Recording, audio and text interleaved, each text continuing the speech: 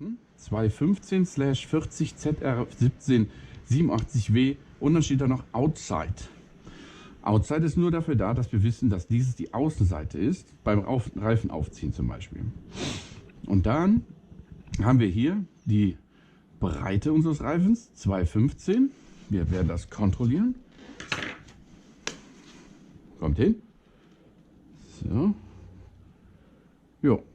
Ne? Wir haben jetzt 21,5 cm in der Flanke oben. Das war ungefähr so. Ne? So hier. Diese Breite ist der erste Indikator. Dann die 40 bedeutet prozentualer Anteil zwischen Flankenbreite und der Reifenhöhe. Das heißt also, hiervon 40% sind diese Sache.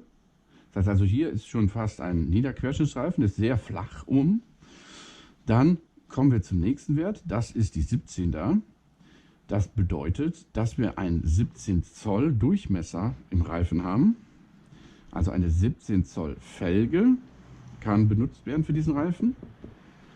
Und dann haben wir noch hier ein W stehen. Ein W ist der Geschwindigkeitsindikator. Das heißt, dieser Reifen hier kann, ich glaube, es sind 260 Kilometer pro Stunde.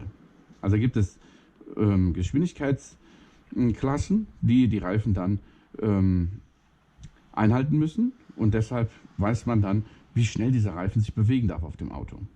Hier, das ist der Traglastindex, hier wie man den belasten kann.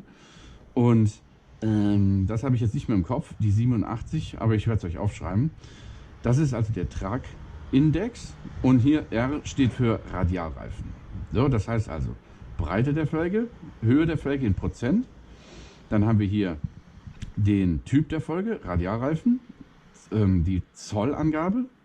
Dann haben wir hier die Tragfähigkeit des Reifens und hier haben wir die Geschwindigkeitsklasse, in dem er mitspielt. In dem Fall ist es ein W.